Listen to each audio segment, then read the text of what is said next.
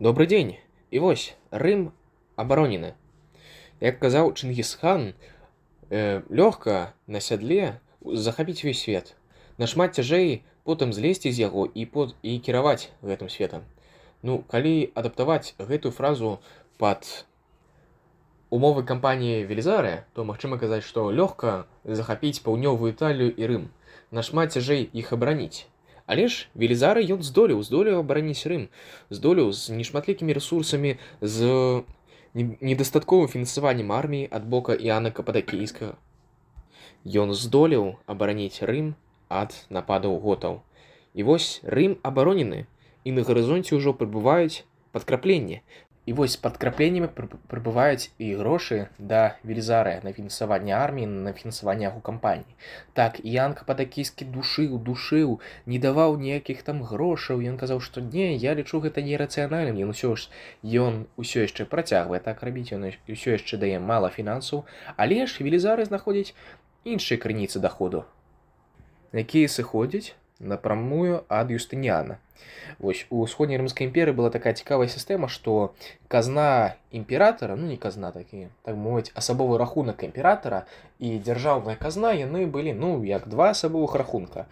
Не было як у заходняй Еўропе ў сярэднявечна, што дзяржаўная казна гэта ёсць, ну, асабіста ўладанне караля. Ён там гэта яго сваё, што хоча, што з ёй робіць. Не.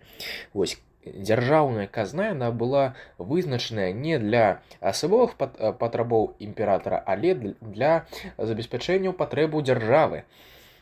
А на асабовыя патрэбы імператара у імператара быў свой рахунак. Дарэчы, на яго Велізары і адпраўляў усе трафеі з кампаніі.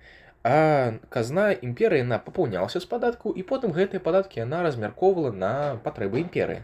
Вось менавіта за гэтую казну адказваў Іан Кападакійскі. Таксама цікава была сістэма з фінансаваннем арміі, дзе армію магла фінансаваць так і афіцыйная казна імперыі, так і, ну, асабовыя імператары, як у гэтым выпадку потым з Велізарыем здарылася, што, ну, калі казна не дае, то можа імператар дасці праз кагосьці. І таксама армія, ну, яна звычайна брала вось пад зямлі, яна там адбірала грошы ў местнага насельніцтва, яна там рабавала, прадавала штосьці там, але, ну, Велізарый такое рабіць забараняў, таму за гэта было трошкі худа. Таму, калі Іан Кападакійскі абрубіў кранік, было, ну, вельмі цяжка. Армія, але зараз, калі ўжо Юстыніян далучыўся не асабіста, праз пасрэднікаў, аб якіх будзем гаварыць потым, вось войску Велізарыя стала трошкі лягчэй, і ён змог сябе ўжо пазволіць большае войска, з якім ужо ён і будзе працягваць сваю кампанію. Але гэта не значыць, што Іан Кападакійскі ён будзе проста сядзець і душыць фінансаванне. Не, ўсё ж такі, пакуль ён зараз робіць, потым яму прыйдзе нейкая расплата за тое, што ён робіць, бо на кожныя дзеянні ёсць супрадзеянне. І вось гэтымі сваімі дзеяннямі ён накіроўвае супраць сябе якраз Велізарыя, яго жонку Антаніну і сяброўку Антаніны Феадору, з якой, дарэчы, сам Іан Кападакійскі быў, ну, ворагамі, літаральна.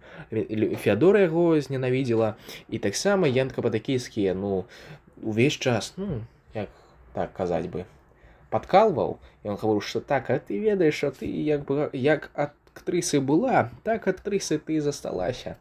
І вось гэта, ну, было, ну, каждадзённа з яго боку, яны, ну, былі літаральна ворагамі між сабою, і Феадора гэта не вельмі падабалася. І улічваючы тое, што Феадора яна і была начальнікам усёй візантыйшчыны, вось усёй гэтай таемнай палітыцы, ну, якраз якая кіравала ўсёй і знешняй, унутранай палітыкай усходняй рымскай імперыі, вось, яна была, ну, менавіта шэрым кардыналам у ёй, яна і кіравала, вось. Яна мала свой блок, які, ну, быў трошкі супернічаў, дарэчы, з блокам Юстыніяна. І нават калі б была б такая магчымасць і жаданне, то яна б магла б змесціць Юстыніяна, бо яна была вельмі магутнай у палітыцы. Але ж яна зразумела, што калі яна змесціць Юстыніяна, то, ну, і калі яна сама стане не Васілісай, а Васілеўсам, ну, то есть менавіта каралём, уладаром імперыі, то народ, ну, ён не зразумее, таму што, ну, выбачайце, жанчына на троне, гэта што такое ўвогуле? Таму яна, ну так, проста кіравала так, па-шэраму і супернічала з Юстыніанам у палітыцы. У яе быў свой блок, У Істыняна быў свой блок такі, ну, ён быў меншы, але ж ён быў таксама салідны. І, дарэчы, Істынян ён трошкі кантактаваў з Янам Кападакійскі, хоць Ян Кападакійскі не вельмі паважаў Істыняна, але ж Істынян ён, ну, час ад часу заступаўся за Яна. Але ж зараз Ян, ён вось падсаліў і Велізарыю, Феадорыі і Антаніне. Яму гэта потым, ну, вельмі дорага абыдзецца. Таму у Велізара ёсць зараз салдаты, ёсць зараз рэсурсы, і цікава, што яшчэ з салдатамі прыбываюць новыя камандыры з Канстантынополя. І адзін з гэтых камандыраў быў такі чалавек, як Ян. І з Янам здарыўся казус падчас кампаніі. Таму што Велізары, якая яго была зараз стратэгія? Трэба зараз украпіцца на пазіцыі і максімальна харасіць гэтых аздготаў, рабаваць караваны, прырываць ланцужкі снабжэння і паставак, вось менавіта быць самой вайной, рэйдзіць іх, вось туды-сюды, ударым сюды, ударым туды, оба тут кантынгент іх возьмем у кацёл і яго заб'ем. Тут вось так зрабілі, тут нейкія склады падпалілі. Вось у яго такая была тактыка. І таму ён бярэ Яна, дае яму элітны кантынгент кавалерыі і кажа: вось, Ян, калі ласка, ідзі зараз на поўнач і будь самой вайной. Рабуй, палі, забівай аздготаў і харась іх, рабуй караваны і рабі ўсё, што заўгодна, каб менавіта нанесці шкоду аздготам. Ян, ён сапраўды, ён робіць, ён спальвае палі. Так, ну ён стараецца нейкіх там мірнае насельніцтва не збіваць, але ж, ну, як здараецца. І таму ён сапраўды, ён сама вайна, ён ідзе, ён такім полымем праходзіцца па аздготскай тэрыторыі, але ж перад сабой ён бачыць такую крэпасць, як Оксімус. Яму не ўдаецца яе ўзяць хуценька, таму ён яе абыходзіць і ідзе наперад. Лишь яму Велізары гаварыў, дарэчы, што вось, Ян, ты можаш рабіць, але ёсць такая умова. Не оставляй за сабой крэпасці, бо калі ты іх аставіш, то цябе могуць літаральна ўзяць у кацёл, і вось увесь твой элітны кантынгент, ён, ну, будзе разбіт. А мне гэта не трэба, таму, калі ласка, Ян, так не рабі, не оставляй за сабой крэпасці. Ну, Ян думае, што, да тут жа побач Равенна, калі я ты прыду, а можа я яе захаплю. Кажу, як Істынян: аздготы, здавайцеся, аздготы здадуцца, я буду пераможнікам, слава, грошы. Таму ён ідзе за Оксімусам далей. Праходзіць такі гарадок, як Урбінум, там таксама велічэзная крэпасць, амаль што непадступная, яе, ну, Ян не можа ўзяць, таму ён ідзе яшчэ далей і падыходзіць да такога горада на ўзбярэжжы, як Арыміній, сучасны Ріміні. Там грамадзяне сустракаюць іх і гавораць: о, рымляне, асвабаджальнікі, падыходзьце сюды. Мы вось зараз наш кантынгент аздготаў, ну, ён вам шкоды не прычыніць. Аздготы гэта бачыць, як, ну, людзі адчыняюць вароты да 2000-го кантынгента кавалерыі. Ну, разумеюць, што калі яны зараз сюды войдуць, то яны іх заб'юць. Таму аздготы яны бяжаць з гэтага горада. І Ян уваходзіць у горад і займае гэты Рыміне. Ён думае, што вось так, калі я зараз зайду, то я акажу нейкі ціск на Равенну, бо Рыміне на побач, ну, да Равенны. І калі я акажу ціск, то аздготы збяруцца туды, вось свой кантынгент на абарону Равенна, а я туды не пайду, яны проста будуць там стаяць.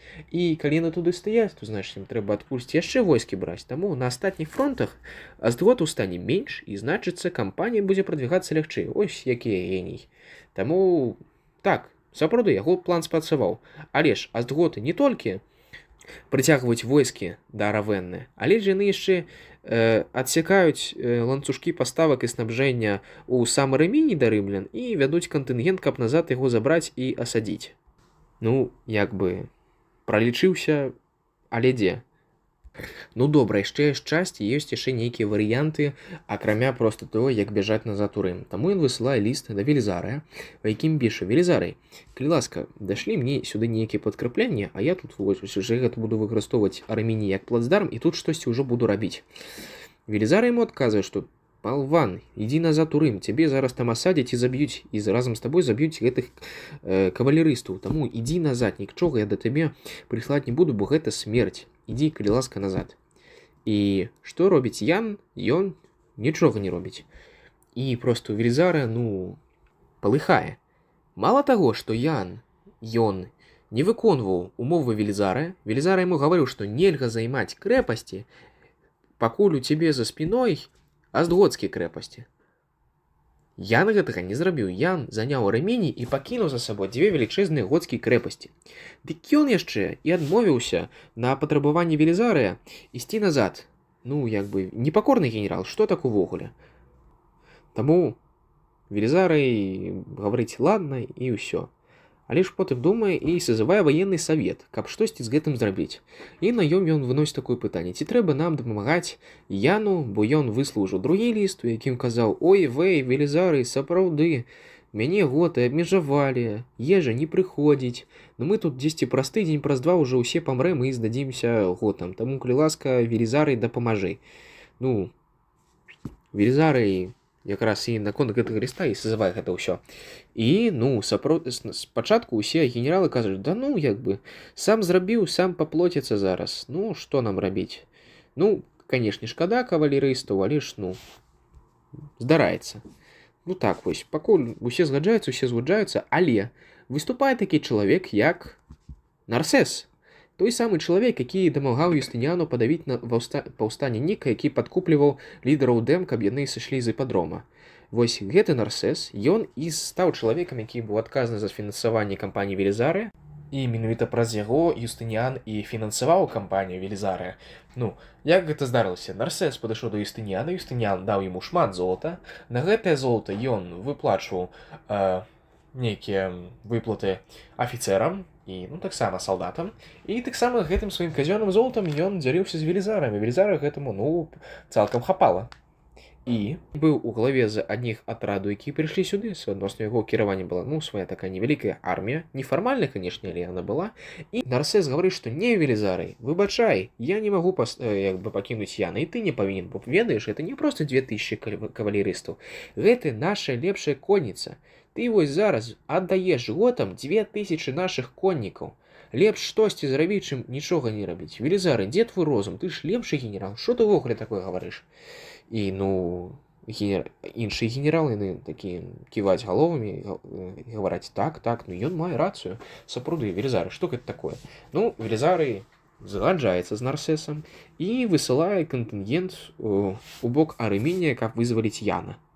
І так, дарэчы, Нарсес гэта і быў той самы чалавек Феадоры, які, ну, і заведваў ўсё фінансаванне кампаніі Велізары пасля Іана Кападакійскага. Ну і Велізары ён выслаў кантынгент, каб Яна асвабадзіць з гэтай крэпасці.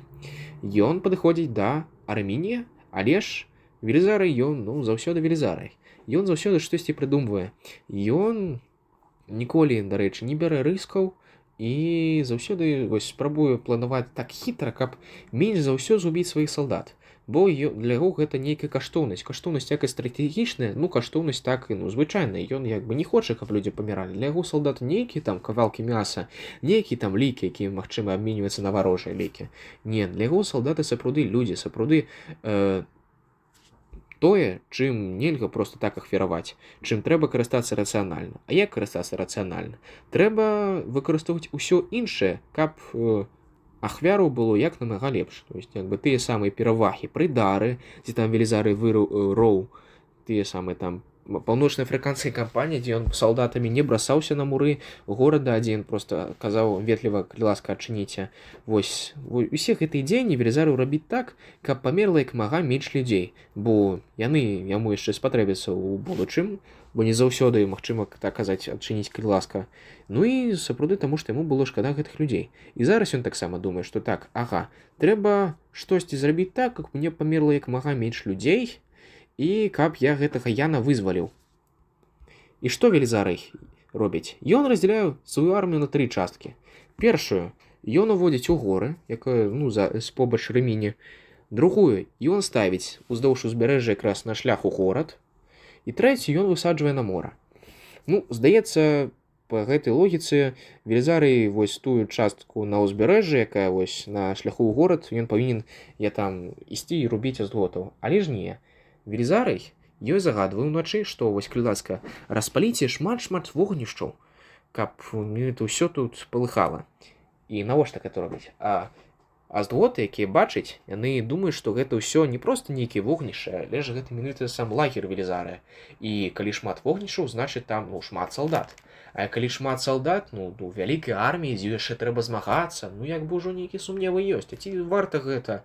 Ці мы проста не адступім, бо калі мы пераможам, дык яшчэ трэба потым горад асаджаць. Ладно, здаецца, проста. Вось з гэтым колькасцю вогнішчаў, так, армія вялікая, але ж мы, мабыць, зможам. Мы, мабыць, здолеем перамагчы. Але ж на наступны дзень, пасля гэтага шоу з вогнішчамі, Аздготы бачаць, што з гор на іх ідзе яшчэ кантынгент рымлян, і з мора да іх плыве яшчэ адзін кантынгент рымлян з рымскімі флагамі. І тут проста, уявіце сябе звычайнага Аздгота. Ён проста ўвечары бачыў, як там нейкая, арда рымлян каля горада, а тут яшчэ кантынгенты, просто, колькі іх там рымлян? У 2 разы, у 3, у 5 разоў больш, чым нас. Да ну яго, я звальваю, пацаны, выбачайце. І так, сапраўды, проста кантынгент Аздготаў, ён баіцца, ён, у жаху нейкім, пасля таго, як ён гэта ўсё ўбачыць, яны, літаральна збягаюць ад Рымінія. І вось, дзякуючы такому стратэгічнаму труку, этой фокусу, устрашэнню ворага, Велізарый не зубіў ні аднаго салдата, але ж ён выканаў сваю мэту. Ён зняў аблог з горада, і ён вызваліў Яна. І вось, калі Ян выходзіў разам з сваёй кавалерыяй, з пустымі жыватамі, з адчуваннем холада, з адчуваннем, што яны былі амаль што пры смерці, але ж Ян выходзіць, і Велізарый да яго падыходзіць, і нет, ён яго не ругае, ён хлоп яго па плечу і гаварыць, што маладзец, што выстаяў, я віншую табе з тым, што ты выжыў. І гаварыць, што, але, дарэчы, Ян, ведаеш, ты павінен падзякаваць вось камандыру флота, які напужаў Аздготаў, за тое, што ты вызвалены. Але ж Ян гаварыць, што, Велізарый, гэта добра, але ж я ведаю, каму я павінен дзякаваць. І гэты чалавек, гэта Нарсес. Менавіта ён казаў, што мяне трэба вызваліць. Калі б не Нарсес, то, меня не вызваліў, выбачай. Што, Велізарый зноў жа палыхае. Як гэта так увогуле? Нейкі Нарсес, нейкі Ян. Хто яны ўвогуле? Я магістр Мілітум, а яны робяць супраць мяне апазіцыю. Сапраўды, гэта быў нейкі плявок у твар Велізарыя, таму што, бачайце, гэта не чын, перад якім, трэба казаць, камандыру арміі, які прыйшоў цябе вызваляць. Так, але ж яго уніжаць публічна, як так увогуле трэба? І сапраўды, чаму Ян так зрабіў? Таму што Ян і Нарсес, яны такія былі, сябры, палітычныя сябры, і, мабыць, сапраўдныя.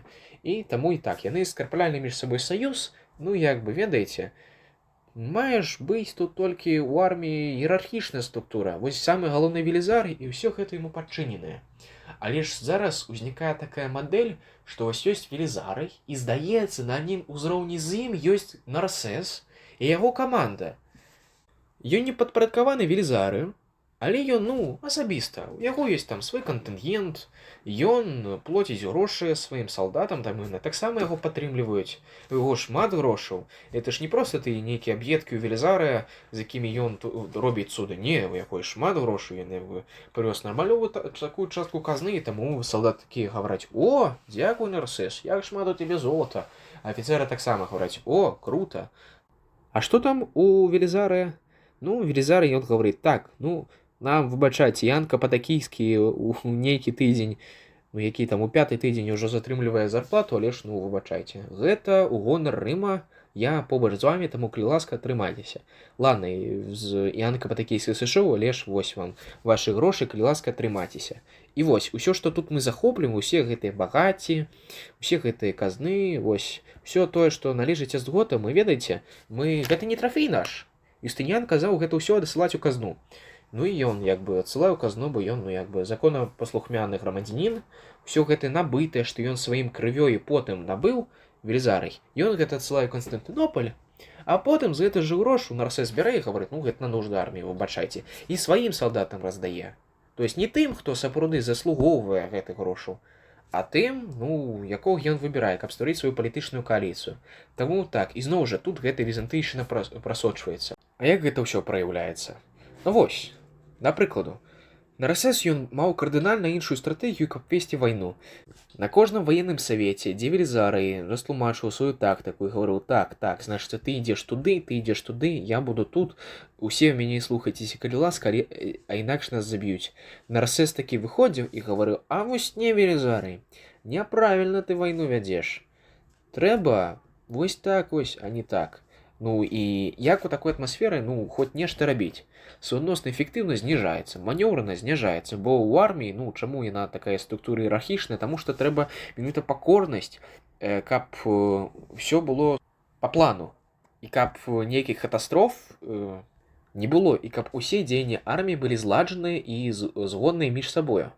І гэты раз прывозь, гэтая двухпартыйная сістэма ў арміі, яна, ну, не дадае эфектыўнасці ў гэту, яна, наадварот, раздзяляе армію. Вось Нарсэс ён мае свой кантынгент, ён мае, і ён робіць усё, што хоча, і Велізарый ён мае астатнюю частку арміі, і ён робіць усё па плану. Але ж калі трэба дапамога Нарсэса, тут трэба гаварыць: ну, калі ласка, ну, Нарсэс, ну, вось падыдзі, мне трэба зараз твой кантынгент. Ну, па-першае, чаму гэта магістр Мілітум павінен рабіць? Ён магістр Мілітум. Ён казаў, салдаты павінны зрабіць. І па-другое, ну, гэта, зноў жа, гэта замінае арміі нармалёва функцыянаваць. Таму ход кампаніі, ён працягваецца, крапасціготаў адна за адной пры дапамозе новых рэсурсаў, пры дапамозе новых кантынгенту, яны падаюць пад уладу Рыма, але ж эфектыўнасць, яна зніжаецца. І гэтая раз'яднанасць у арміі прынесуць свае плады вельмі жудасна. І потым. Але зараз такі горад, як Медыаланум на поўначы Італіі, ён глядзіць на тое, якія дасягненні робіць рымская армія ў цэнтральнай Італіі і ў паўднёвай, і Медыаланум, сучасны Мілан, думае, што вось, выбачайце, мы ж рымляне, вось тут нашы епіскапы і вельможы, і всякія шляхцічы, яны думаюць, што, ну, а чаму б нам не падняць паўстанне супраць Аздготу, бо як бы мы рымляне тут прыйшлі як бы нас асвабаджаць, таму, ну так, лінія фронта яна далёка, але ж, ну што, мы хацім супраць нашага жадання, ну, навошта пайсці. Таму так, яны дасылаюць ліст да Велізарыя, гавараць: Велізарый, калі ласка, дай нам кантынгент, каб яго паселіць у горадзе, мы яму адчынім вароты, ён як бы тут готаў скіне, і мы будзем рымскім горадам. Велізарый гаварыць: о, цудоўна, прыслае кантынгент, ён заходзіць у Мілан. Дзесьці у Велізарыя было 1000 чалавек, плюс ён яшчэ дадаў Медыалану 2000 войскаў са сваіх саюзнікаў з паўночнай Італіі. Ну, гэта былі франкі, з якімі ўжо замовіў саюз юстыніян, каб яны напалі на Аздготаў з поўначы, і плюс яшчэ бургунцы, як федэраты якраз у саставе франку. І там вось гэтыя бургунцы, франкі і рымляніны, яны абараняюць зараз Медыаланум. Але ж готы, яны гэта бачаць, і гэта, ну, іх трагерыць, таму што для іх лінія По гэта апошні рубеж абароны. Гэта ўсё апошні, яны могуць прайграць паўднёвую Італію. Зараз у іх у цэнтральнай Італіі таксама справа не вельмі добра, але ж паўночная Італія, яны гэта не аддадуць ніколі. Яны быццам бы клешч упіліся ў гэту паўночную Італію, яны ніколі яе не аддадуць рымлянам. І гэта, ну, іх літаральна трагерыць, таму Вітыес, кароль Аздготу, ён сабіраў велічэзную армію з Аздготу, плюс яшчэ ён наймае іншых бургунцаў, іншых федэратаў, ну, таму што бургунцы гэта не нейкая там строга іерархічнай сістэмы, якая гаворыць: так, все, мы зараз ваюем за рымлян. Не, гэта, ну, шмат разрозненых плямён са сваімі правадырамі. Вось гэты правадыр, ён служыць франкам, значыць, у гэты час ён служыць усходнім рымлянам, а гэты правадыры яму падабаецца больш Аздготы, і таму ён зараз служыць з Аздготамі. І таму гэтыя Аздготы разам з сваімі саюзнікамі бургунцамі ідуць асаджаць Медыаланум. Ну, добра, здаецца, Медыаланум вытрымае, але ж так, трэба ўзглянуць, колькі у асаджаючых, у тых людзей, хто робяць аблогу, моцаў. 10 000 чалавек. 10 000 у арміі. Яны зараз уводзяць Мілан у аблогу. Здаецца, гэта канец, таму што, ну, выбачайце, ты супраць 10 тысяч сваімі ну 3000 ў горадзе не выйграеш. Трэба вось менавіта ну выжываць аблогу, таму што калі будзе штурм, то ты ну не вытрымаеш. Калі ты будзеш наносіць прэвентыўныя ўдары, то ты сам не вытрымаеш. Таму даслаць да Велізара лісты, гаварыць: калі ласка, Велізары, дапамажы, дапамажы ж нам, калі ласка, мы тут зараз не пратрымаемся. Велізары думае і гаворыць: так, ладно, я вам зараз дапамогу потым, але ж зараз трымаць, калі ласка, маленькі кантынгент, я вам вялікі кантынгент зараз не даю, бо ён мне зараз сам патрэбны, каб захапіць ну такі горад як Урбіній у цэнтральнай Італіі, бо мне да вас перад тым як ўсё ж такі ісці там і вас асвабаджаць, трэба цэнтральную Італію асвабадзіць, каб нармальныя ланцужкі паставак наладзіць. Таму выбачайце потым, але зараз трымайце гэты кантынгент, ён павінен да вас дайсці. А сам Велізары ён ідзе з Янам і з Нарсесам у бок Урбінія, таму што гэтая крэпасць это такі вось аплот азготу ў цэнтральнай Італіі, яе трэба ўзяць. Ён падыходзіць і цікавае з'яўленне, але ж пакуль яны вось ішлі да Урбінія, то не было адзінага там рымскага лагера салдатаў. Не, былі 3 вось лагеры. Адзін Яна, адзін Нарсеса і адзін Велізарыя. Ну, здаецца, ну лагер і лагер, але ж ну гэта сімвол, гэта знак, гэта ну паказнік таго, што адбываецца ў арміі. І калі яны падыходзяць да Урбінія, што яны бачаць? Урбіній просто нейкая непрыступная крэпасць, і як бы яе нават не спрабаваў захапіць у мінулы раз, але зараз аздготы яны запасліся ежай, у іх як бы яны на халме, у іх абараняльныя пазіцыі, ну просто муры гэтай крэпасці такія грамезныя, такія тоўстыя, гарнізон, у яго вельмі высокая мараль, у яго шмат зброі, ён натрэніраваны, это там не нейкія федэраты, яны сапраўды аздготы, яны будуць абараняцца да апошняга. І ну як гэта ўвогуле ўзяць? Трэба ну сядзець у асадзе або штурмаваць, і хоць гэта насамрэч была ідэя Нарсеса ўзяць Урбіну, але калі ён падыходзіць гэта бачыць, ён гаворыць: ну блин, Велізары, выбачай, я гэта штурмаваць не буду, я тут сядзець не буду, лепш-ка я пайду там у усходнюю Італію і там штосьці ўжо зраблю. Ян такой таксама гаворыць, што ай, выбачай, Велізары, я тады на ўсход пайду, там таксама парэдзю, там парабую. І Велізары так гаворыць: стоп, мяне гэта ўсё ўжо даканала.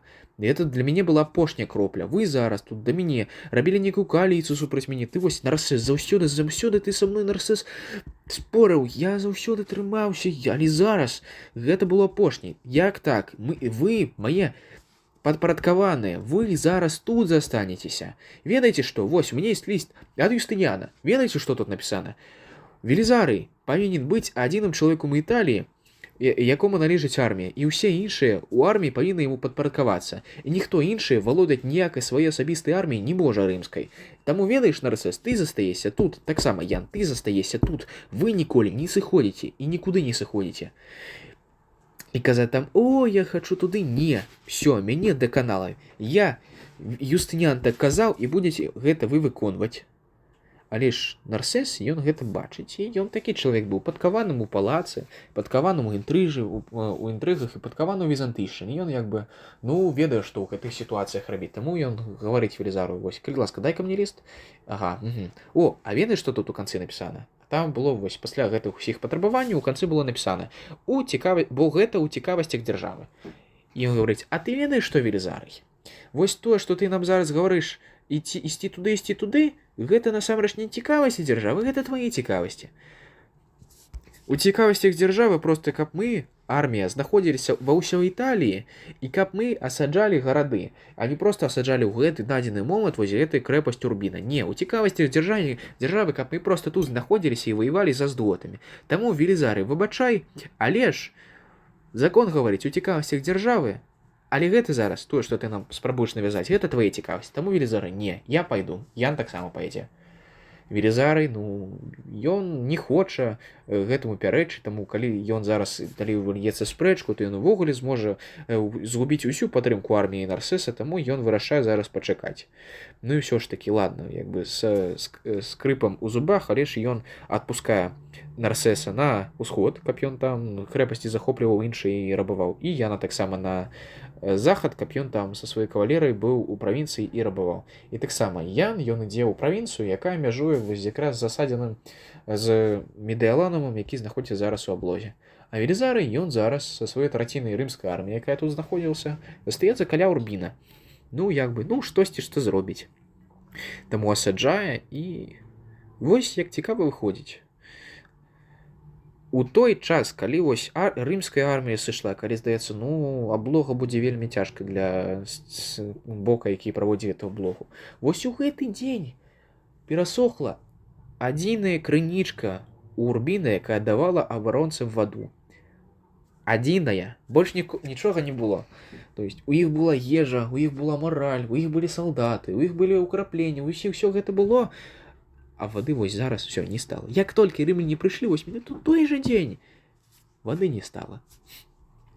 Ну, вельмі ўдачлі. Таму, ну, чалавек колькі там без вады можа пражыць 7 дзён, а і ўсё.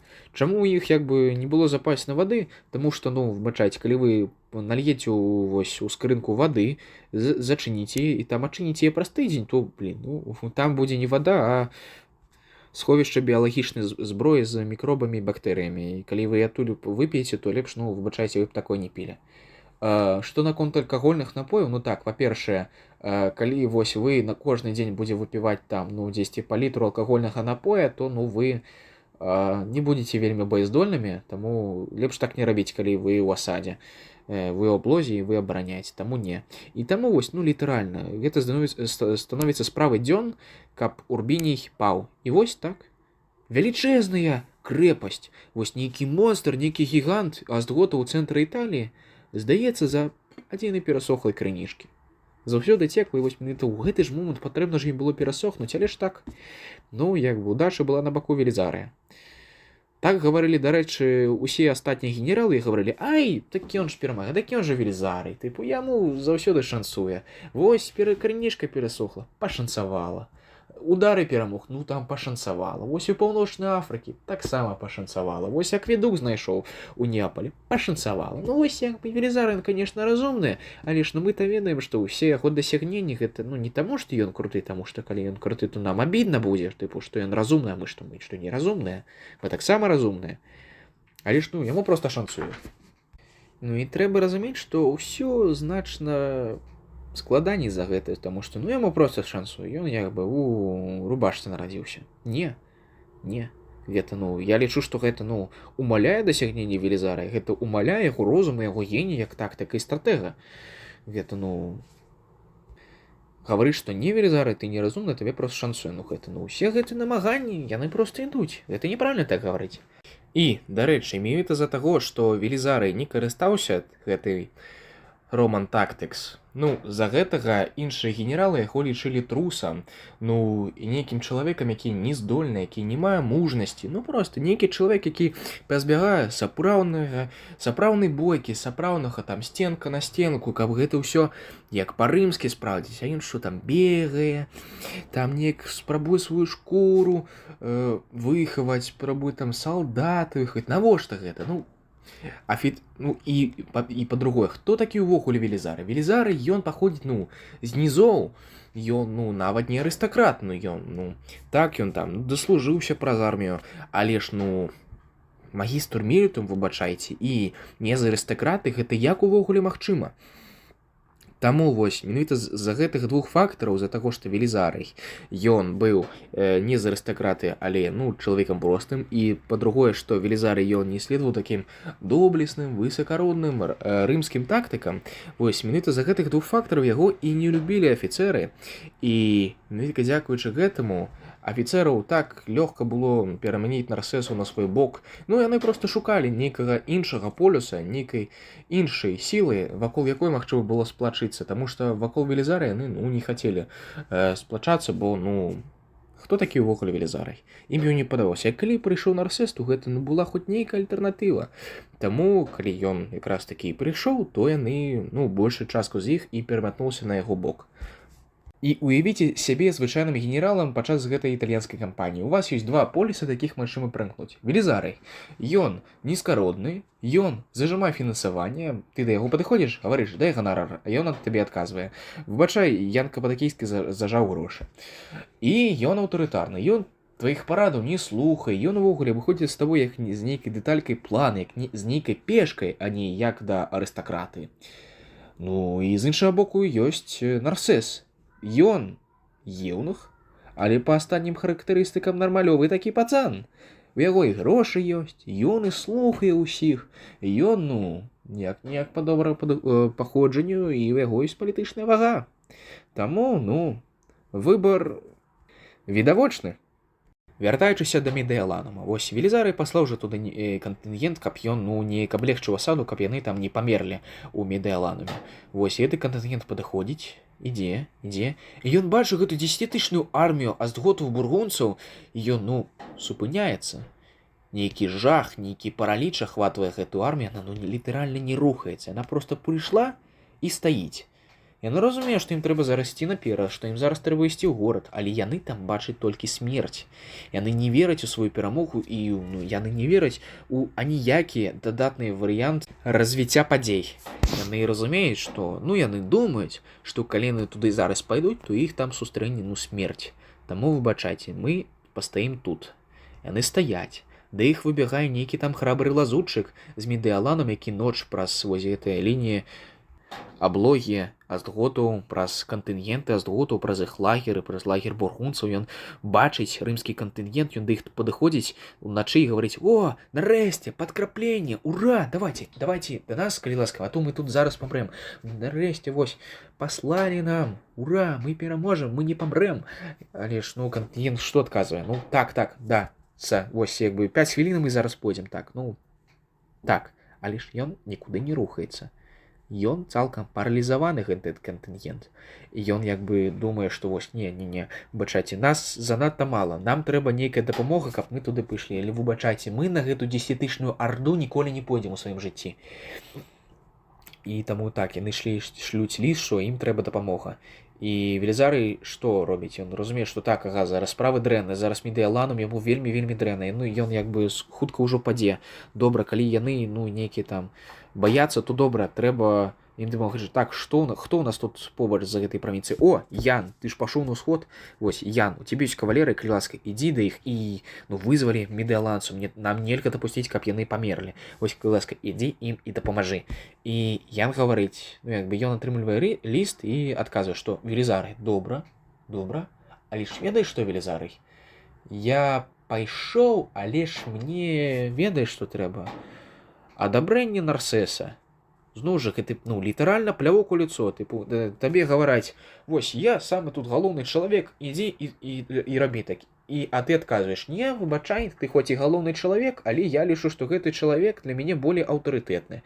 Таму мне трэба яго падтрымка, і мне трэба яго згода». Ну, як бы што? Гэта, ну, адмаўленне статуса Велізарый як магістра мілітума. Жах для Велізарая. Ён як бы гаворыць, што ладна, ўсё, як бы, это будзе горш, чым я зараз буду спрэчкі разводзіць, добра, просто адышлю да Нарсеса. Нарсес ён атрымлівае ліст, як бы, і гаварыць: «Так, канешне». Нарсес не дурны, разумее, што, як бы, Медыялануму трэба дапамога, і што і Медыялануму ім у будучым спатрэбіцца. Ён гаварыць: «Так, канешне, Ян, давай ідзі, нам нашым трэба дапамога». І высылае ліст да Яну, і Ян такі: «Ой, выбачайце, я тут прыхварэў. Мне вось ногі баляць, таму не, соры, на наступным тыдні». Што гэта зараз было? Велізарый, ну, ён зноў жа палыхае, у які раз, але ж, ну, Яну, што такое? Яны там зараз памруць, а ты хварэеш, калі ласка, ідзі, іх забей. Ну, як бы, ідзі, калі ласка, вызвалі нашых рабят. Ты зараз, за цябе яны зараз памруць літаральна. Ты што робіш? Ну, Ян, ну, як бы, не лічыце вы, ці штосьці ён занадта падазроўна, занадта ваўчас забалеў, захварэў. Ну, што ж, вынік у тым, што яго кантынгент да Медыяланума не прыходзіць. І што бачыць людзі, якія трымаюць Медыяланум? Рымскі кантынгент не ідзе, дапамогі не будзе. Велізарый далёка. Кантынгент, які стаіць за мяжамі горада, ну, ён літаральна баіцца ім дапамагчы. Што зрабіць? Ежа скончваецца, вада таксама на сыходзе, мараль унізе. Да іх падыходзяць готы з такой прапановай, што, калі ласка, адчыніце вароты, і мы вас усіх пашкадуем. Ніхто з вас не будзе рабом, а ўсе вы будзеце вольнымі людзьмі ў нашым каралевстве астготаў. Камандыр, ён як бы думае, што гэта лавушка, і што гэта нейкая пастка. Ён гаварыць сваім людзям: не, давайце, апошні чардж. Або зараз мы памрэм у горадзе, або пад сцянамі. Трэба ж, неяк даць адпор готам, але ж, занадта яго рэч прырывае як бы буркатанне ў жываце салдат, яго таксама. На яго глядзяць усталымі вачыма, якімі бачылі, як ядзяць домашніх жывёл дзеля того, каб выжыць. Ён разумее, што зараз ніхто не пойдзе. Воіны занадта слабыя, каб ісці ваяваць. Яны нават, некаторыя з іх зараз ужо зброю трымаць не могуць, яны проста ляжаць і нічога не робяць. Яны медленно паміраюць ад недахопу ежы. Таму ён выходзіць да Астготаў і гаварыць, што так, я згаджаюся на вашы умовы. Прыходзьце, калі ласка. І Астготы, яны ўваходзяць у горад і з такімі думкамі, што вось гэты горад — это той самы горад, які нас прадаў, які нам здрадзіў у гэты час вайны за нашай апошняй лініі абароны. Ён нам здрадзіў, ён паў пад нейкімі рымлянамі, ён нож нам у спіну вонзіў. Яму трэба паплаціцца за гэтымі здраднікамі. Мы думалі, што вы сапраўды таксама такія ж астготы, як і мы. Рымляне астготы, яны могуць побач з сабой жыць, а вы здраднікі астготскай радзіме. Ведаеце што, вас трэба ўсіх забіць. І пачынаецца рызня. Кожны мужчына ў гэтым горадзе быў забіты. Кожная жанчына і кожнае дзіцё былі звернуты ў рабства. Муры знішчаныя датла. Той самы горад, які калісьці быў адміністратыўным цэнтрам заходняй імперыі, так хіленькай, так, ўжо не ў яе піку, але ж заходняй рымскай імперыі. Той самы, вось ён быў яе сталіцай. Ён зараз збураны датла. Муры, каменныя муры, яны менавіта расшатаныя готамі. Вось яны літаральна, спецыяльна іх расшатвалі, іх зняводзілі да самага заснавання. Яны разбурылі ўсе дамы. Сцены, яны выбітыя.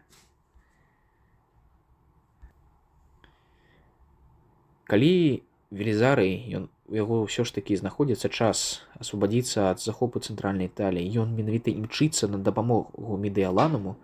Пакуль ён туды ідзе, ён бачыць, што вось над месцам, дзе павінен ён стаяць, ідзе чорны дым стаўпом. Калі ён туды прыходзіць, то ён і бачыць тыя самыя разбураныя да аснавання муры, выбітыя вароты і дзесяткі тысяч мёртвых цел на вуліцах. Слышна толькі дагаранне вугалькоў у дамах і несканчаемы гамон крумкачоў, якія ўюцца над мёртвымі целамі. Сярод целаў не проста нейкія жыхары, не проста рымляне і салдаты, але і шляхетныя людзі, святары, людзі вельмі багатыя. Усе яны зараз ляжаць на зямлі ў крыві. Нават сярод гэтых целаў знаходзяць вельмі знявечанага, раздзеленага на кавалкі, літаральна, чалавека, ад якога праганяюць сабаку ў крумкачоў. І гэты чалавек, ён з'яўляўся прэфектам захаду, ён з'яўляўся братам папы. Вось менавіта гэта і быў сапраўдны кошт няеднасці ў арміі. Гэта быў і сапраўдны кошт парушанай каардынацыі суперніцтва між гэтага бока Нарсеса і там бока Яна ў арміі. Гэта быў і сапраўдны кошт адсутнасці дысцыпліны і нейкай палітычнай гульні. Дзесяткі тысяч мёртвых чалавек. Вось гэта быў кошт адсутнасці каардынацыі.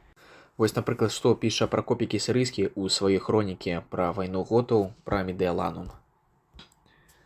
Es de Mediolanum to pale he deutera tes Italias polis, hote de que tes Romes isostathmios en enthen epintes gothi tin polin ke poliorcusin, ke epi catelavon. tus anthropus pantas es andrapodis mon paredosan, que ten polin auten hos etuchen enеpreсан. У перакладзе гэта гучыць як амідэаланум, некалі другая па значнасці ў Італіі, роўная па славе з самой Рыму, быў абложаны готамі, якія прыйшлі туды. І калі яны яго ўзялі, усіх людзей яны завярнулі ў рабства, а сам горад аддалі агню без усялякай літасці.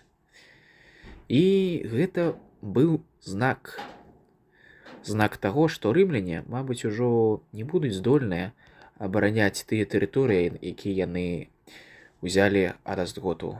Мабыць, Канстантынополь занадта далёка, каб абараняць усіх жыхароў. Мабыць, Канстантынополь не здольны абараняць не толькі Медыаланум, але і ўсе астатнія іншыя гарады. Мабыць, Канстантынополь ён не будзе здольны даць гарантыі таго, што гэтай рызні не здарыцца з ніякім іншым горадам. Гэта быў знак таго, што Канстантынополь так можа прыйсці і асвабадзіць, але ж ці можа ён абараніць тэрыторыі, якія ён асвабадзіў? Што яна мала такі велізарны кошт. Ён спадзяваўся, што яе, эфектыўнасць, гэта і будзе кошт, але ён быў у злобе, ён быў у ярасці за тое, што гэта выльецца ў гэтай дзесяткі тысяч смерцяў, як ахвяру гэтай праблемы. Ён бачыў гэтым віноўнікаў. І таму ён піша ліст Юстыніяну, каб гэта ўсё скончылася. І калі Юстыніян атрымлівае ліст, то ў ім ён бачыць тое, што ніколі не бачыў у лістах ад Велізары. Велізары быў вядомы як чалавек стрыманы, як чалавек, які не прадаецца гневу, але ж менавіта ў гэтым лісце была бачная злоба, нейкая ярасць, нейкі сапраўды гнеў, які сыходзіў ад Велізары. Вось кожнай строчкай ён апісваў, які сапраўды прыйшлося заплаціць кошт за праблемы з арганізацыяй у арміі. І ён менавіта прасіў Юстыніяна: вось, Юстыніян, калі ласка, зрабі з гэтым штосьці, я больш не магу так. І Юстыніян робіць. Юстыніян адсылае нелаяльных камандыраў з Італіі назад у Канстантынополь, у тым ліку Нарсеса, і ён гаварыць, што так, усё, вось, усе людзі ў Італіі, усе ваенныя, вы будзеце падпарадкаваны Велізары, зноў жа, парадак павінен быць восстановлены. І Велізары, зноў жа, становіцца тым самым магістрам Мілітвам, сапраўды тым самым галоўным чалавекам у арміі, якога ўсе слухаюцца. Уже няма ніякай эмоцыі, якая будзе супрацьдзейнічаць яму, якая будзе замінаць яму. Всё, ён восстановіў кантроль. І з восстановленым кантролем у арміі, з добрымі рэсурсамі, з дастатковым снабжэннем, крэпасці астготу ў Італіі падаюць адна за адной, Велізары захоплівае. Вось, яны шчоўкаюцца, і вось. Калі надыходзіць вясна 540 года, ён выходзіць да сталіцы астготу, да яго галоўнай мэты, да Равенны. Гэта і ёсць канец, гэта і ёсць той самы горад, які скончыць усю гэтую кампанію. У ім знаходзіцца кароль астготу, у ім знаходзіцца казна астготу. Вось, менавіта Равенна — гэта канчатковая мэта. І калі падзе Равенна, то кампанія Велізара будзе скончанай у Італіі. Таму ён бярэ Равенну аблогу, але ж астготы яны не сядзяць, склаўшы рукі. Не. Яны збіраюцца з моцамі, вось саскрабаюць усё, што ў іх асталось там з войскаў, з федэратаў, з наёмнікаў, яны ўсё гэта складваюць у адну армію, якая павінна і зняць аблогу з Равенны. І армія вялікая. Велізар, ён разумее, што нават калі яны тут будуць змагацца, вось, адзін на адзін, так бы мовіць, то, па-першае, не факт, што ён пераможа, бо армія сапраўды вялікая. Па-другое, гэта вельмі зацягне саму кампанію. Трэба неяк зрабіць, каб гэта армія ўвогуле не стала, каб яна яму не замінала працягваць аблогу. Бо справа падзення Равенны — гэта справа некалькі тыдняў. І гэту армію ўзначальвае брат Вітыгіса, і яны падыходзяць да рымлян. І таму Велізар, ён не уступае бой, але гаварыць свайму камандыру Яну, так, таму самаму, за якога паў Медыаланам, таму самаму, які там быў у саюзе з Нарсесам, ён ўсё яшчэ застаўся на сваёй пасадзе, ён ўсё яшчэ кіруе арміяй. І Велізар гаварыць Яну, што вось, Ян, ведаеш, тут недалёка адсюль ёсць крэпасць. У ёй знаходзяцца сем'і салдат астготаў.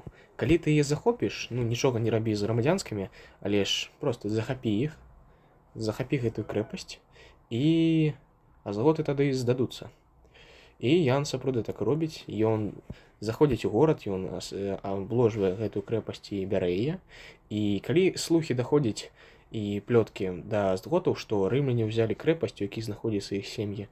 Ну, аздготаў, ну, яны літаральна з'язджаюць з глузду, таму што, ну, уявіце сабе, вось вы ведаеце, што вы будзеце змагацца супраць таго, які ў любы момант можа забіць вашу сям'ю, ну, чалавек гэта.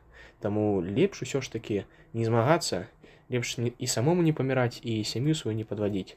Таму вось армія аздготу, яна цалкам сыпецца, вось гэта вялікая грамадная армія, з апошніх рэсурсаў аздготаў, яна, ну, літаральна сыпецца. І такім чынам Велізарый, зноў жа, без адзінай ахвяры, ён уводзіць кантынгент аздготаў ад аблогі ў Равэне і працягвае яе. І ўвесь гэты час мы з вами былі на захадзе, на Італіі. А што ў нас там робіцца на ўсходзе імперыі? У велічэзным Канстантынополі, у сталіцы імперіі, ну, ўжо якая мае межы, але ж спадчынніцы той самай імперыі без межаў. У Канстантынополі, у Сірыі, як там пажывае Юстыніян? Юстыніян, ён глядзіць на свой горад, які ўжо адбудаваўся ад паўстання Ніка.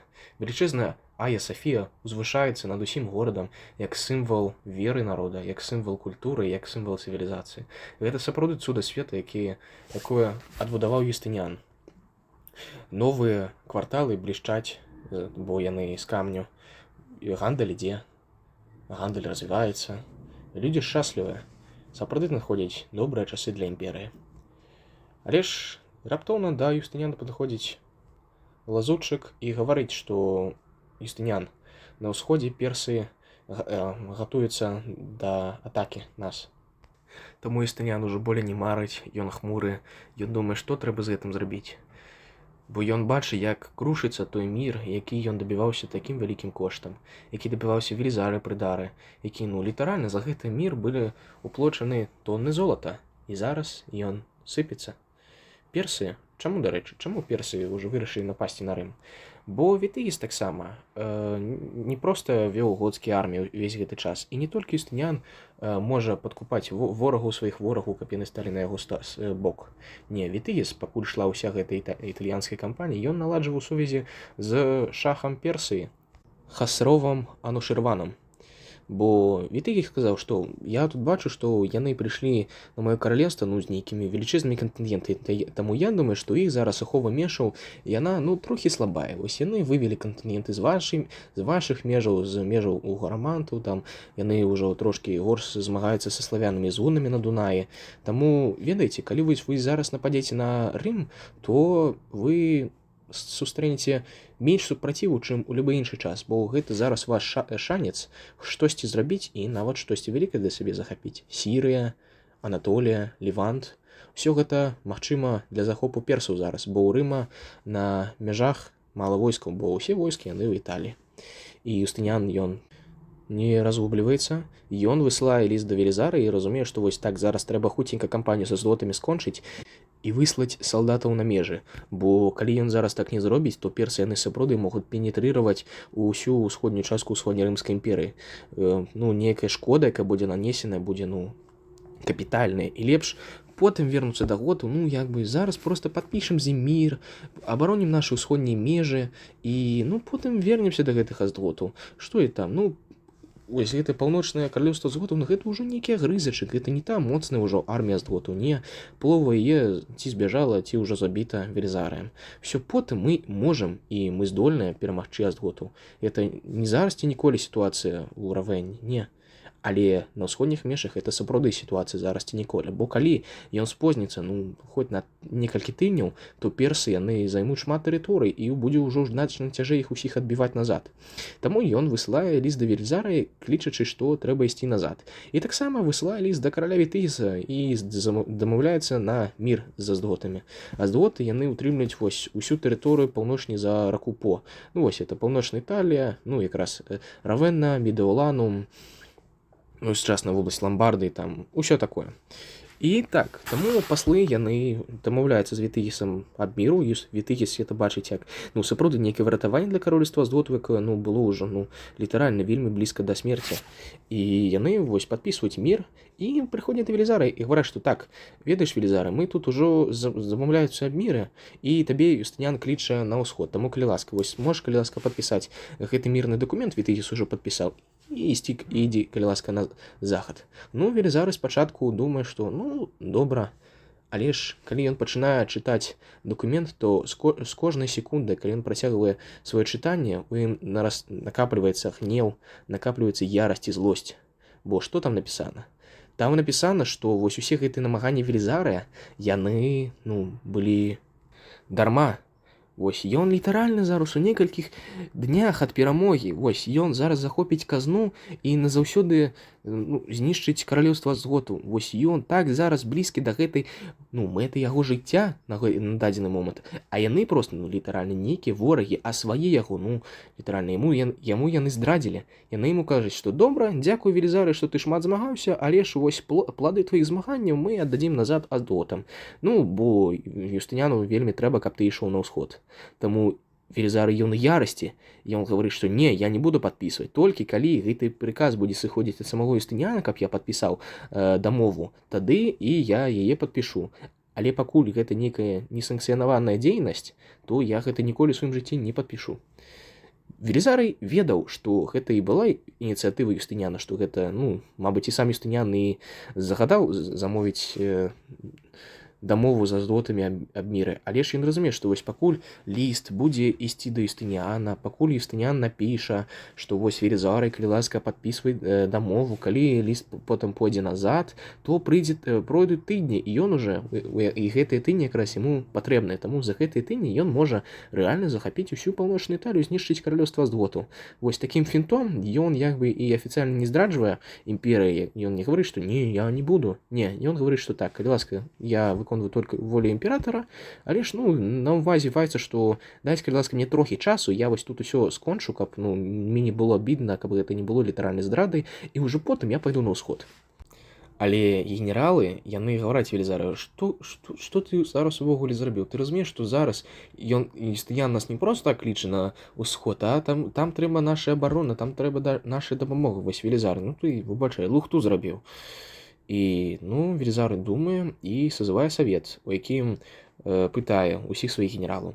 Вось ці думаеце вы, што ўсе гэтыя кошты, усе гэтыя намаганні, якія былі з вашага боку, яны адпавядаюць гэтай мэты, якую мы дасягнем праз гэтую мірную дамову з Азготамі?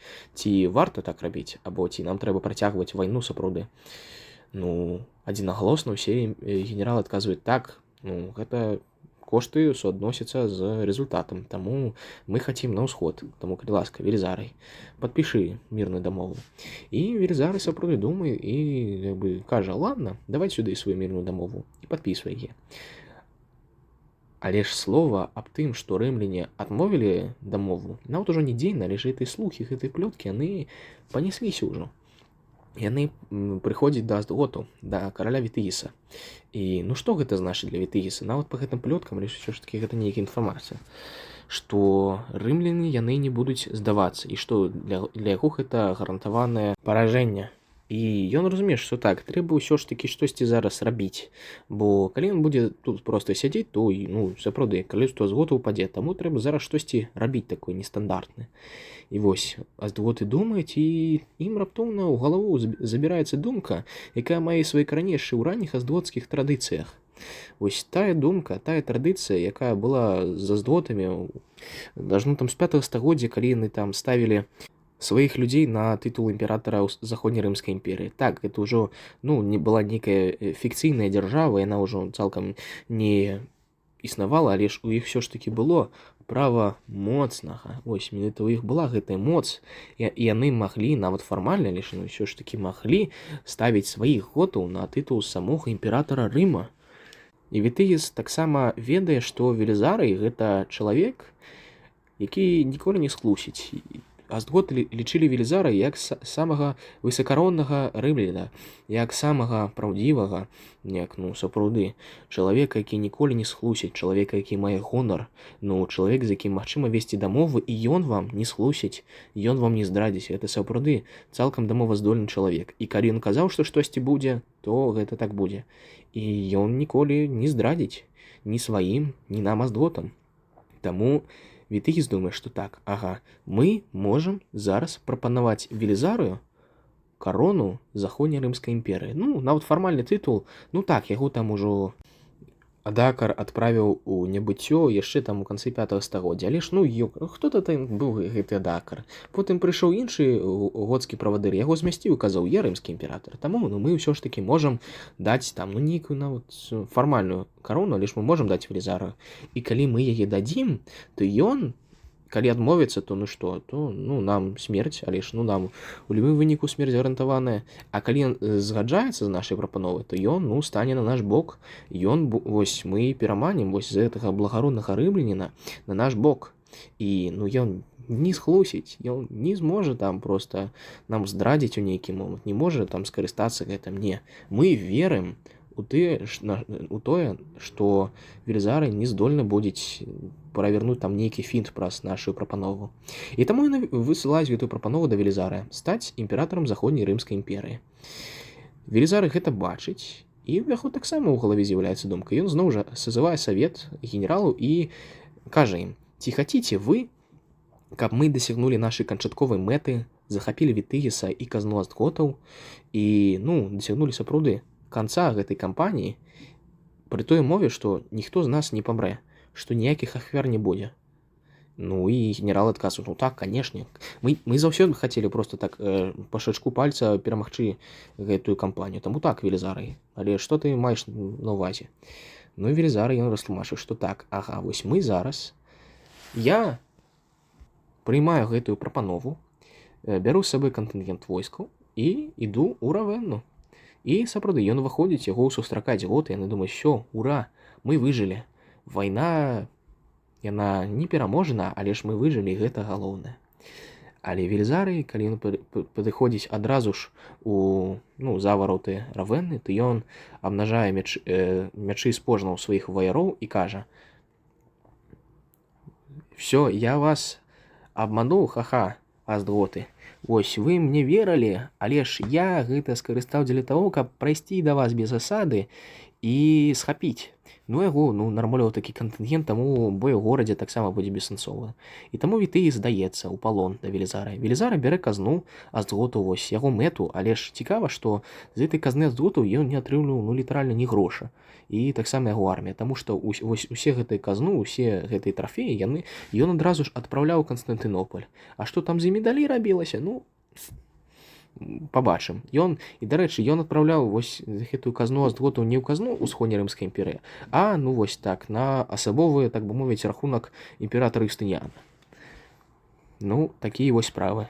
Чаму гэтыя ўсе трэба былі маніпуляцыі? Пачаткова гэта рабілася дзеля того, каб знізіць рызыку карупцыі, кумаўства і каб павысіць эфектыўнасць распрадзялення рэсурсаў і грошаў. Але ж, як гэта выйшла? Такое. Таму Велізара ён захоплівае Равенну, ён перамог, ён на кані і гаворыць: ага, я вас абмануў, астготы. А што аб гэтым думаеце астготы? Яны вось далі прапанову самаму высакароннаму рымляніну, якога яны ведалі. Рымляніну, які, па іх меркаванню, ніколі не слусіць. І вось, калі ён зараз хлусіў, то ці магчыма ўвогуле давяраць любому рымляніну? Калі нават самы давяраемы імі чалавек ім здрадзіў, то што гаворыць увогуле аб іншых рымлянах? Так, Велізара ён правернуў гэты фінт, ён казаў: ага, я вас падмануў, але ж які гэта пакінула адбітак на ўспрыманні готаў увогуле? Што яны зараз думалі? Яны зараз думаюць, што вось нас падманулі. Дрэнна. Але ж яны не проста так думаюць. Гэта не проста там нейкі адзінразовы акт, які не мае ніякіх наступстваў. Не. У кожнага дзеяння ёсць свае наступствы. І наступствы вось гэтай спорчанай клятвы, спорчанага абяцання, яны для Рыма будуць вялікія. І вось Італія, яна пала ў апошні момант. Ні за мяча, ні за палітычных інтрыг, ні за бліскучай тактыкі Велізары, але за сапсаванай клятвы, за зламанай клятвы, якую ён даў, за літаральнага падману. Гэта нізка з яго боку. І гэта будзе маць вялікія наступствы. Але што зараз Велізарай? Ён збіраецца, бярэ з сабой Вітыгіса, бярэ казну і адплывае ў Канстантынополь. Але ж нават і тут прасочваюцца тыя наступствы, якія падышлі за разбітай клятвай астготам. Таму што Юстыніян бачыць, што Велізарый, ну ён не тое, што здрадзіў імперыю, але па-першае, ён не паслухаўся прыказу Юстыніяна, ён яго, ну, падмануў, і па-другое, Велізарый забраў, ну, ён прыняў, нават фармальна там, нават, каб зрабіць нейкую пастку, але ж ён усё ж такі прыняў тытул імператара заходняй рымскай імперыі. Выбачайце, гэта як увогуле? Ён што, хоча стаць роўным Юстыніяну? Ён хоча яго скінуць? Ну, а чаму Юстыніян так думае? Яны ж, здаецца, былі сябрамі, ну, як бы, і калі Велізарый ўсё распавядзе, то, здаецца, ўсё гэта мае прайсці, але ж Велізарый, памятаем, хто быў. Ён быў магістр мілітум, і гэта, ну, была вельмі палітычна ўплывовая пасаду імперыі, палітычнай вагой каторай ён, ну, карыстаўся не ў всякіх плётках, а, ну, каб, ну, напрыкладу, з тым жа і Янам Кападакійскім, каб, ну, сабе нейкія фінансы нармалёвыя выбіць на кампанію. Ён там не ўлязаў плёткі ўсякую, вось у гэту візантыйшчыну, дзе там, вось я падмануў, я падмяў, вось тут фракцыя мая, тут фракцыя мая. Дарэчы, Ніка таксама, памятаеце Ніку, вось гэтае паўстанне, яна, ну, з вялікай верагоднасцю яна і ёсць праяўленне гэтай візантыйшчыны. Хутчэй за ўсё, хтосьці там кагосьці падкупіў, хтосьці кагосьці раскачаў, каб павысіць палітычную вагу. Мабыць, гэта быў хто загодна з наваколля Юстыніяна. Мабыць, гэта была сама Феадора. Але ж трошкі, ну, штосьці выйшла не з-пад плану. Таму вось, візантыйская палітыка, ну, зараз сапраўды візантыйская, бо гэта мае названне візантыйшчына, яна была як нейкім, ну, клубком змеяў, якія ніколі друг друга не давяраюць, якія заўсёды, вось, нават калі пры згодах, пры сябрах, яны заўсёды трымаюць кінжал за бокам, за спіной. Яны заўсёды гатовы пырнуць адзін аднаго. Вось Ян Кападакійскі, ён жа, ну, здаецца, яго ж Юстыніян, ну, з гразі ў князі узвысіў, і ён даў яму, ну, сапраўды, пасаду прэфекта ўсходняй рымскай імперыі, пасаду таго чалавека, які назірае за казной. Але што быў Ян Кападакійскі? Ці быў ён удзячны? Не. Ён накопліў палітычную вагу, і калі б, ну, была б нейкая магчымасць скінуць Юстыніяна, то ён, хутчэй за ўсё, у ёй паўдзельнічаў, выкарыстоўваючы фінансы той самай казны, за якую ён быў адказны. Тая ж Феадора таксама, яна ж, ну, заведвала ўсё гэтай візантыйшчынай, таму, здаецца, ну, яна там, ну, нейкая актрыса побач з Юстыніянам, але ж яна менавіта была і шэрым кардыналам ва ўсёй гэтай усходняй рымскай палітыцы. Яна вось стварыла блокі дзеля падтрымкі Юстыніяна, дзеля падтрымкі сваёй улады, каб ніхто яе не скінуў. Ну, калі была магчымасць, яна, ну, верагодна, забіла б Юстыніяна, але ж, ну, ніхто б не зацаніў жанчыну на троне, і яна разумела, што Юстыніян гэта і ёсць яе легітымнасць на троне, і яго трэба абараняць любым коштам у гэтай палітыцы для яе. Таксама, вось тыя трыбуніяны, магістры мілітумы, які забіваў у Юстыніян, зноў жа. Памятаеце лёс магістра мілітума Віталія? Яго прымітыўна забіў Юстыніян. І вось Велізарый, ён проста быў, ну, на занадта важнай пасадзе, і калі ўсё твоё наваколле, яно вось, ну, у гэтым клубку змеяў, яно заўсёды сварыцца, яно заўсёды пляце нейкія плёткі, загавары, замовы, інтрыгі, вось заўсёды трымае кінжал за спіной, а ты проста, ну, звычайны, ну, чаловы хлопец. Ты любіш жыццё салдатаў, ты любіш вырошчваць капустку, ты хочаш зрабіць Рым зноў вялікім. І табе ўвогуле не цікава ўся гэтая палітыка, уся гэтая там візантыйшчына. Ну, Велізару сапраўды не падабалася, што адбываецца, таму што ён бачыў, ён такі, ну, выбачайце, што за лухта тут адбываецца? Чаму вось кожны, вось амаль што кожны другі чалавек пры палацы, ён заўсёды гатовы у мяне кінжал пырнуць? Не, выбачайце, я гэта буду адмаўляць. Я не буду ў гэтай палітыцы. Рабіце з гэтым, што хацеце, але я для вас не пагроза. Якая рэакцыя? З боку вось этой візантыйшчыны, з боку, ну, палітыцы і людзей у ёй? Яны гавораць, што ага, Велізарый, да ты зараз падмазвайся, ты зараз робіш выгляд, што ты нейкая ахвяра, што табе гэта не цікава, каб потым падабрацца бліжэй да Юстыніяна і яго пырнуць ножычкам. Мы будзем трымаць вока на табе. І сапраўды, вось Феадора, яна падбросла вось гэтыя нейкія палкі і бензіну гэты, ну, кастрышча палітыцы. Яна вось настройвала Юстыніяна супраць Велізара. У іх там, ну, была нейкая непрыязь між сабой, і калі яна пабачыла, што вось Велізара, ён узяў карону заходняй рымскай імперыі, яна казала: ага, бачыш, Юстыніян, так ён зараз табе хоча скінуць. А ну, адчытай яго. А Велізарый, ну, ён проста чалавек іншага складу. Яму гэта не цікава, але ж, ну, такі ў яго лёс. Вось. не тое, што няправільнае, але ж чалавек, які не мае тых прыярытэтаў на сваіх пасадзе, які ёсць у іншых людзей, у палітычныя. Не, і таму вось менавіта гэта казус, вось з яго прыйманнем кароны заходняй рымскай імперыі так паўплываў на Юстыніяна, таму што, яго вачах, у вачах Юстыніяна гэта, было літаральна нейкая папытка здрады. Таму, калі Велізары вяртаецца ў Канстантынополь, вось зноў жа, з-за гэтага дзеяння, што ён аслухаўся прыказу Юстыніяна, з-за таго, што ён парваў клятву да Астготаў, што ён прыняў карону заходняй рымскай імперыі, вось гэты ўвесь комплекс, ён на яго зараз абрушчваецца, і ён, трапляе ў такую неміласць з боку Юстыніяна і Феадоры. І калі Велізарый прыбывае ў Канстантынополь, ён разумее, якія іншыя наступствы вяло за сабой яго вырашэнне прыняць карону і застацца ў Італіі яшчэ на пару дзенькаў больш. Таму што персы, яны пенетрыравалі мяжу Рыма, яны захопліваюць гарады Леванта, гарады Анатоліі, гарады Арменіі. Гэта яны якраз і шчоўкаюць вось горад за горадам. І гэта арда ідзе, і яе трэба неяк супыніць. І плаціць па коштам вось свайго вырашэння будзе ўжо сам Велізарый. Мне б хацелася зараз вярнуцца трошкі назад да таго моманту, які я яшчэ не распавёў. Што ўсё ж такі, чым скончылася гісторыя з Янам Кападакійскім? Куды ён знік? Ён проста зараз быў, потым на яго надавіла Феадора і Антаніна, потым ён сышоў, але ж, як гэта ўсё было?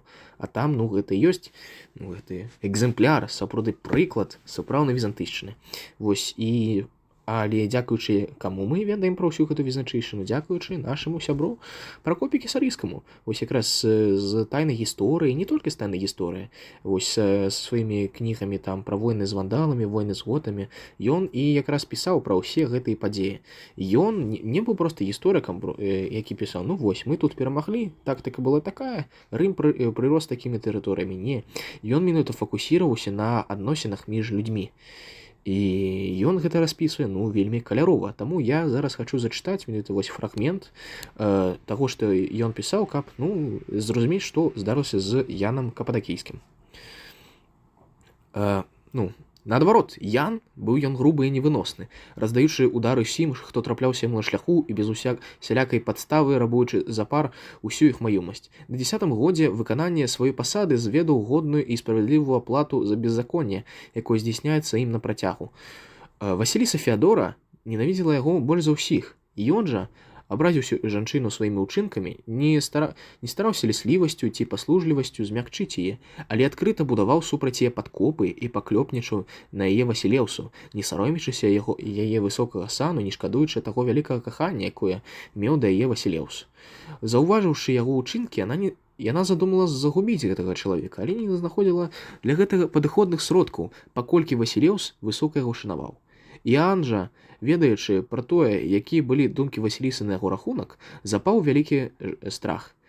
Калі ён, збіраючыся класціся спаць, выходзіў у сваю спальню, ён кожную ноч баяўся, што сустрэне тут якога-небудзь варвара, пасланага забіць яго, выглядаў са свайго пакою, аглядаў уваходы, праводзячы бяссонную ноч, хоць ён меў пры сабе тысячы дзеданосцаў і шчытаносцаў, чаго, па крайняй меры, не было. З надыходам дня, забыўшыся на ўсе страхі перад Богам і перад людзьмі, ён зноў станавіўся гібеллю для рымлян, як у дзяржаўных справах, так і ў прыватным жыцці. Ён часта меў зносіны з ведзьмакамі, слухаючы бязбожных іх вяшчунствам, якія прадказалі яму вярхоўную ўладу, відавочна лунаў у эмпірэях і ўзносіўся да нябёсаў у надзеях на царскі пасад. Ён хацеў і прэтэндаваў на трон Васілеўса. Далей, працяг. Але ўся яго заганнасць, увесь гнусны лад жыцця, ані не мяняліся і не супыняліся. Яго не было ніякай пашаны да Бога, і калі ён калі-небудзь ішоў у храм маліцца ці на ўсяночную чуванне, ён рабіў не так, як прынята ў хрысціян, але апрануўшы на сябе адзенне, якое належыць хутчэй жрацу старажытнай веры, якую цяпер прынята называць эленскай, эленскі політэізм. На працягу ўсё гэтай ночы дзяўбе выцвёрджаны камень. Васілеўсы яшчэ больш сталі падуладны яму, а сам ён не падвергся ніякім бедам з боку якіх бы там не было людзей.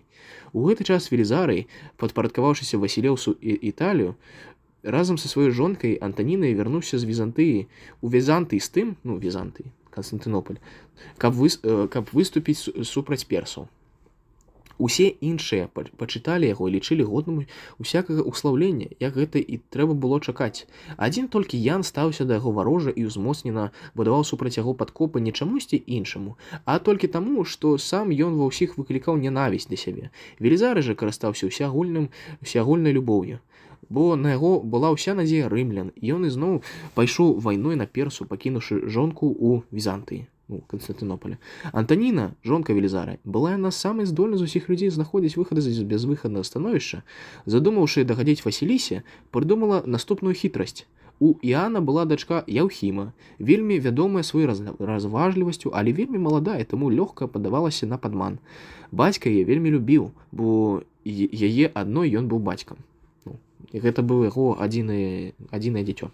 На працягу многіх дзён, прыбіраючы яе да рук, Антаніна здолела прыкінуцца самай блізкай сяброўкай, дайшоўшы да таго, што зрабіла яе павернай сваіх таямніц. Неяк раз, застаўшыся з ёй удваіх у пакоі, Антаніна прыкінулася, што наракае на свой лёс, кажучы, што Велізарый пашырыў рымскую дзяржаву значна больш ранейшага, прывёў у Візантый 2 палоненых цароў з такімі вялікімі багаццямі, а з боку Юстыніяна атрымаў адну толькі не пра удзячнасць. Тут распавядаецца, што як не суадносіцца кошт, які плаціў Велізарый, і тое, што ён атрымліваў, бо ўсю казну ён выслаў на імперскі рахунак і сваіх кроўных там, напрыклад, купляў жа ежу салдатам на месцы, каб не забіваць нявінных людзей. Напрыклад, той жа кампаніі з вандаламі. Яўхіма была надзвычай рада чуць падобныя прамовы, бо з-за страху перад Васілісай яна і сама адчувала нянавісць да існуючай улады. Але ў гэтым, дарагая мая, сказала яна Антаніне, вінаваты вы самі, маючы магчымасць, вы не хочаце карыстацца сваёй сілай і ўплывам палітычным. Антаніна запярэчыла: мы не можам, дачка мая, паспрабаваць зрабіць пераварот у войскі. Калі нам у гэтай справе не акажа садзейнічае хто-небудзь з тых, хто знаходзіцца тут, калі б твой бацька захацеў, мы лёгка маглі б прыступіць да справы і здзейсніць тое, што заўгодна Богу. Скінуць Юстыніяна. Пачуўшы гэта, Яўхіма ахвотна паабяцала, што ўсё будзе выканана, і, выдарыўшыся з месца гутаркі, адразу расказала пра гэту справу свайму бацьку, Яну Кападакійскаму. Узрадаваны гэтым паведамленнем, бо ён меркаваў, што гэты шлях да таго, што яму было прадказана, і да царскага трона, ён адразу ж без усялякага прамаруджвання даў сваю згоду і загадаў дачцэ задаволіць так, каб на наступны дзень ён мог асабіста пагаварыць з Антанінай і даць ёй прысяжныя абяцанні. Ён рыхтаваўся, што ён зараз будзе дамаўляцца на дзяржаўны пераварот. Выведаўшы думкі Іана і жадаючы як мага далей адвесці гэтага чалавека ад разумення сапраўднага сэнсу інтрыгі, яна сказала, што сустракацца з ім зараз яна лічыць небяспечным, паколькі гэта можа выклікаць падазрэнні і перашкодзіць іх прадпрыемству, але што ў хуткім часе яна збіраецца адправіцца на ўсход да Велізарыя. І вось, калі яна з'едзе з Візантыя і будзе ў прыгарадным маёнтку, якой называецца руфініянамі, і было ў той час уласнасцю Велізарыя, няхай туды дае прабудзе як бы для таго, каб выказаць сваю пашану ёй і праводзіць яе. Там яны змогуць перагаварыць пра ўсё, і запланаваць пераварот. Так сказала яна. Ян падумаў, што яе словы правільныя, і дзень спаткання быў вызначаны. Пачуўшы пра гэта ўсё ад Антаніны, Васіліса ухваліла задуманы план і, заахвочваючы яе, тым самым яшчэ больш узбудзіла яе імкненне. Калі прызначаны дзень наступіў, Антаніна, пакланіўшыся Васілісы, выехала з горада і супынілася ў Руфініянах, на віле Велізарыя, каб на наступны дзень пачаць сваё падарожжа да ўсход. Сюды ж да ночы прыбыў і Ян з намерам ажыццявіць тое, аб чым было дамоўлена, дамовіцца аб перавароце. Між тым Васіліса данесла свайму мужу аб дзеяннях Іана, накіраваным на незаконны захоп улады. Яна паслала ў Руфініяны еўнуха Нарсеса і начальніка палацавай варты Маркела з вялікай колькасцю салдат для таго, каб яны расследавалі гэтую справу, і калі яны выявяць, што Ян спрабуе вырабіць дзяржаўны пераварот, забіць яго і вярнуцца назад. Такім чынам яны адправіліся па прызначэнні, запэўніваюць, быццам Васілеўс, здагадаўшыся, што адбываецца, паслаў да Іана аднаго з блізкіх яму людзей, забараняючы у якім бы там ні было выпадку таемна сустракацца з Антанінай. Юстыніян ўсё ж такі нават трошкі, але шкадаваў Іана і разумеў, што гэта зараз адбываецца татальна візантычна за яго спіной. Але Буяну было лёсам прызначана загінуць, ён не звярнуў увагі на перасцярогу Васілеўса і ўначы сустрэўся з Антанінай паблізу ад агароджы, па другі бок якой тая змясціла людзей Нарсеса і Маркела, каб яны маглі пачуць, што будзе гаварыцца. Калі Ян без усякай асцярожнасці даў згоду здзейсніць замах на Васілеўса і пацвердзіў свае абяцанні самымі страшнымі клятвамі, раптам перад ім паўсталі Нарсес і Маркел і казалі, што паймалі, здраннік. Поймалі, як гэта звычайна бывае, падняўся шум, целахоўнікі Іана, якія стаялі паблізу, адразу сапынуліся каля яго. Адзін з іх пабіў мячом Маркела, не ведаючы, хто ён такі. Такім чынам Ян атрымаў магчымасць бегчы з імі і хутка прыбыў у горад. Калі б ён рашыўся тут жа прыйсці да Васілеўса, думаецца мне, ён не пацярпеў бы ад яго нічога дрэннага, але ён стаў шукаць сховішча ў храме і тым самым даў Васілісе магчымасць карыстацца, як ёй было заўгодна, падступнай задумай супраць яго. Стаўшы з епарха прыватным чалавекам у траўні 541 года, па выхадзе адтуль ён быў перанапраўлены ў іншы храм, які знаходзіцца ў прадмесці горада Кізіка. Жыхары Кізіка называюць гэта прадмесце Артакой. Тут ён супраць волі быў пастрыжаны ў святарскі сан, але не ў сан біскупа, а таго, каго прынята называць прэзбітарам. Але ён менш за ўсё хацеў свяшчэнна служыць, баючыся, як бы гэта не перашкодзіла яму зноў дасягнуць улады. Ён ніяк не хацеў адмаўляцца ад сваіх надзей і ад сваіх планаў. Маёмасць яго была адразу ж апісана ў казну. Канфіскацыя адбылася, таму што, здраднік. Аднак Васілеўс пакінуў яму значную частку яго стану, і ён і зараз літаваў яго. І так Яну прадставілася магчымасць, не думаючы ні аб якіх небяспеках і валодаючы вялікім станам, часткам схаваным, часткай пакінутым яму па волі Васілеўса, раскашаваць, як ён пажадае, і па разумным разуменні лічыць сваё цяперашняе становішча шчаслівым. Таму ўсе рымляне натуральна адчувалі абурэнне ў адносінах да гэтага чалавека, паколькі, быўшы самым кепскім з усіх дэманаў, ён незаслужана вёў зараз жыццё больш шчаслівае, чым раней. Ён збег ад адказнасці. Але Бог, я думаю, не вынес таго, што так скончылася адплата Яну і падрыхтаваў яму большае пакаранне. Здарылася гэта наступным чынам. Быў у Кізіку епіскап па імені Яўсевій, не менш Яна непрыемны для ўсіх, хто меў з ім справу. Жыхары Кізіка скардзіліся на яго Васілеўса, просячы правесці над ім суд. Паколькі яны нічога не дасягнулі, бо ён значна пераўзыходзіў іх сваёй магутнасцю, некаторыя юнакі, змовіўшыся, забілі яго на плошчы Кізіка. Здарылася так, што Ян знаходзіўся з Яўсевіем у самых варожых адносінах, і ад гэтага падазрэнняў у зламыстве упала на яго. Было паслана некалькі сенатараў для расследавання гэтага злачынства. Яны спачатку заключылі Яна ў турму, затым гэтага чалавека, які быў гэтак магутным епархам, прылічнага да патрыкі ўзбудавана на консульскае крэсла, вышэй чаго няма ўшанавання ў рымскай дзяржаве, выставілі голым, як разбойніка або злодзея, і, наносячы мноства удараў па спіне, прымушалі яго распавядаць пра свае дрэнныя планы. Вінаватасць Яна ў забойстве Яўсенія не была цалкам даказана, але суд Божы, здавалася, ушанаваў яму кару за яго злачынствы ва ўсім свеце. Затым, адабраўшы яго ўсе грошы, голым пасадзілі яго на карабель, кінуўшы на яго адзін толькі плашч, і то вельмі хруб'янскі, коштам у некалькі аболаў. Усюды, дзе чапляўся карабель, якія суправаджалі, прымушалі яго прасіць устрэчна хлеба або абаловы, грошы. Так, просячы міласціну ў працяг усяго пераезду, ён дастаўлены ў горад Анціны ў Егіпце. Ужо 3 гады, як ён утрымліваецца там у зняволенні.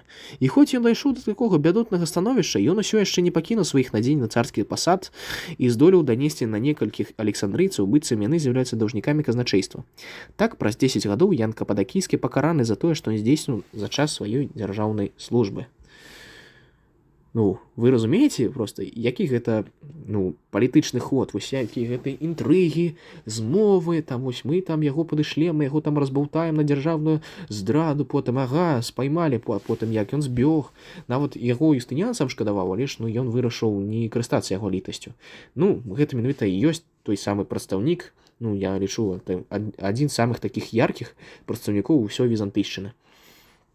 І гэта не тайная гісторыя, як можна падумаць, але ж гэта сапраўды афіцыйныя хронікі.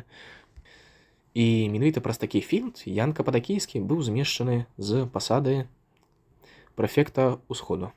І што мы маем напрыканцы? Велізарый трапіў у няміласць да імператара Юстыніяна і да Васілісы Феадоры. На ўсходзе персы ідуць, і яны не будуць супыняцца. Яшчэ трэба будзе падумаць, а хто ж тут пераможа, персы ці рымляне? Збіраюцца хмары на небе, яны вельмі цёмныя. Але пра кампанію супраць персаў будзем гаварыць ужо ў наступным відэа. Але і зараз дзякую вам за прагляд, і яшчэ таксама, каб пашырыць глыбіню і каб дадаць атмасферы, я хацеў бы уключыць песню з назвай «Велізарый». Гэта не нейкая там старажытная песня са старажытных тэкстаў, гэта, навароб, але ж я лічу, што Велізарый, ён такі ў гэтай гісторыі не тое ж, каб самы пакрыўджаны чалавек, але, сапраўды, кошты, які ён плаціў, яны не суадносяцца з той пашанай, з той славай, які ён сапраўды заслугоўваў. Але ж, як гаварылі стоікі, з рымскай імперыі, яны гаварылі, што слава гэта нішто, галоўнае твае дзеянні.